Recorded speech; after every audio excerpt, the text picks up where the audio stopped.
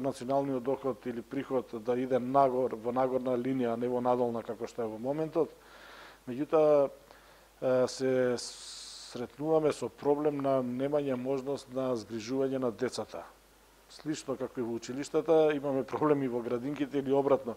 Ако е поголем проблемот во градинките од училиштата, тоа е што овие деца, оваа млада популација нема кој да ги згрижува во домашни услови. Од таа причина неминовно е отворање на градинките така како што сега се отворија и навистина е многу тешко да се најде соодветно решение со кое што би се задоволило потребата и на безбедно и сигурно згрижување на децата во градинките од една страна и од друга страна стопанството да функционира, да работи онака како што функционирало и работело во нормални услови. Од таа причина јас навистина мислам дека протоколите апсолутно мораа да се почитуваат, особено од она првично приоритетно мерење на температурата на самиот лес на градинките и еве се навраќам и на училиштата кај што има физичко присуство. Значи во тој дел апсолутно мора да се води грижа и останатите оние мерки на протоколот доколку е и колку е возможно држење на дистанца во градинка, тоа навистина не сум сигурен, меѓутоа хигиена и така натака.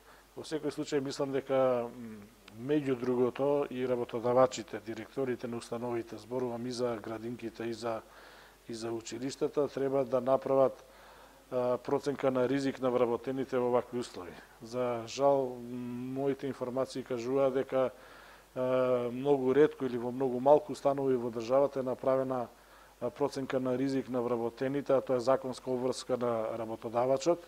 Мора да се направи проценка на ризик, мора да се види кој вработен, кој воспитуваш, неговател или наставник, какви му се ризичните години во однос на COVID-19 и работодавецот да преземе, практично директорот да преземе мерки и активности соодветни со кои што овие загрозени вработени би ги повлекол и не би имале директен контакт со учениците, со децата, со родителите и би се избегнала можноста за зараза. Вие како синдикат, како СОНК, кој е вашиот нареден чекор кој би го превземале во однос на овие прашања? Еве, на ваков начин, на слични начини, преку апелирање, ова е предупредување на работодавачите да превземат мерки за безбедност и заштита на вработените. Практично тоа има законска одредба. Се спротивно, доколку не е превземат мерки, тоа би било и кршење на закон кој што би од тука натака би имало санкции. За волја на вистината и во ова прилика сакам да ги предупредам, значи ова не е никаква закана, меѓутоа е предупредување до надлежните, до директорите пред се, до општината, да направат проценка на ризик, да ги утврдат годините на старост, така се вели тој термин, години на старост на COVID-19 и да направат реорганизација на работниците во нивните установи. Би сакал уште да истакнам дека на секој оној заболен од ковид ќе треба пред се да информира трудовата инспекција.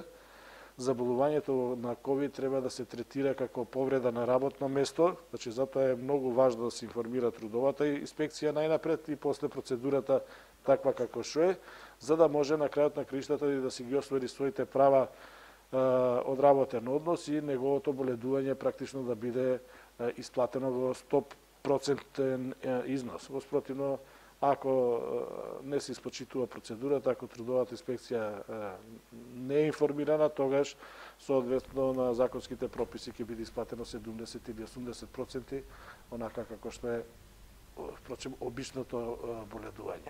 Во една ваша изјава рековте дека треба да се ангажира дополнителен број на